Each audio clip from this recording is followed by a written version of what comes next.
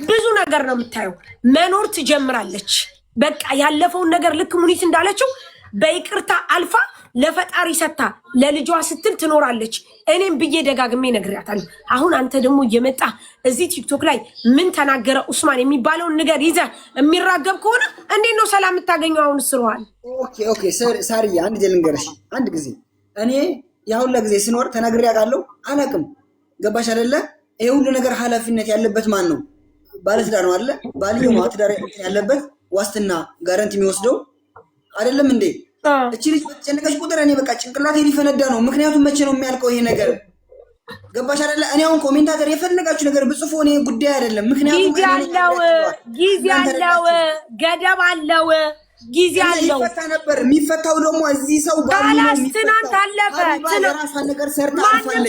ትናንት ለሆነው ነገር መጸጸት ከተጸጸተ በዛ ላይ ደግሞ ሩዋን ህፃን ልጅ አይደለችም። ሀቢባ አስገድዳት አይደለም እራሷ ፈልጋ ወቅዳን ወዳ ሳሪ ነጥብ አታስቢ ኖ ሳሪ ላላላኒ ነጥብ እያስጣልኩ አይደለም። ከፈለግ ንግግሬ ካልጣማ ኡስማኑታ እኔ ነጥብ መጀመሪያ ጭንቅላትን አስተካክል። እኔ በሷ ነገር እንደውም የተቀጠቀጥኩት ልንገርህ። ምንም ከጎን ፎቶ ተነሳሽ ተብዬ እንዴ ሳሪ አዳምጪኝ። በሰዓቱ አለፈ። በቃ ተረገጣችሁ። ዛሬ ቀን ሰላም ፈጠራችሁ። ደስ ይለኛል። ሁልጊዜም ሰላም ፍጠሩ። ምክንያቱም እናንተ ተስፈልጉናላችሁ። ሰላም ስትሆኑ እናንተ የሚታገስ ሰው ይበዛል። ገብቶሻል አይደለ? በእናንተ መሀል ጸብ ሲበዛ ግን ምንድነው?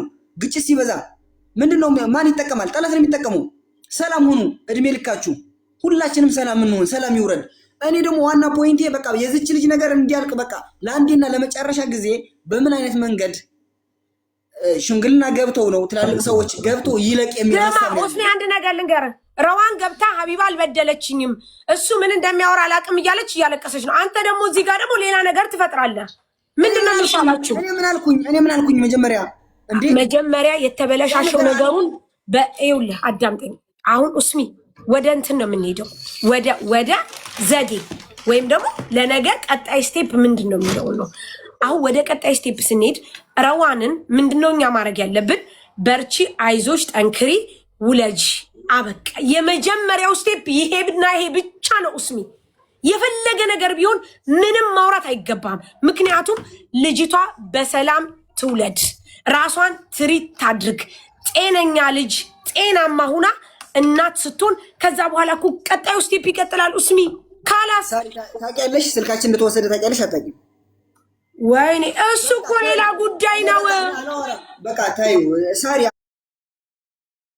አንዳንድ ጊዜ ሳሪ በጣም ምስኪን ስለሆንሽ አንተ ከሷ ጤና ይበልጥብሃል።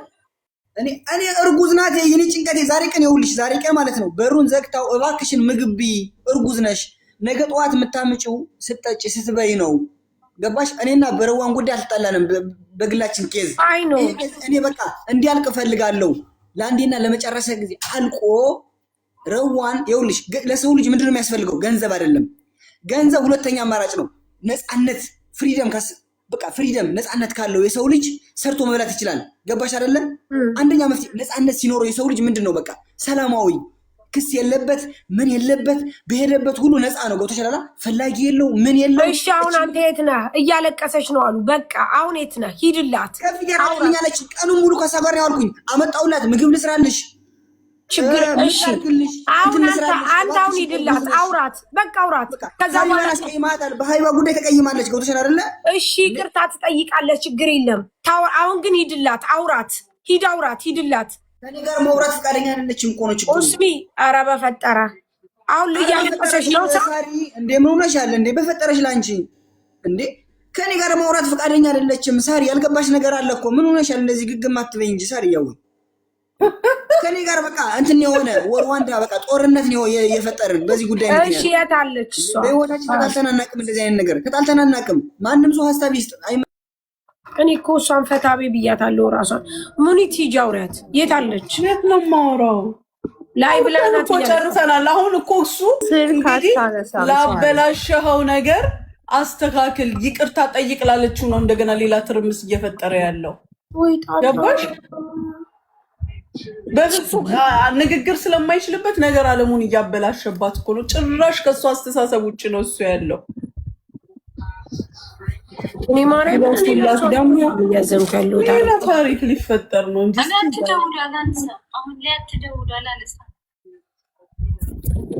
እስኪ ቆይ ካስገባችኝ ልሞክር። ካስገባችሽ እኔም እመጣለሁ።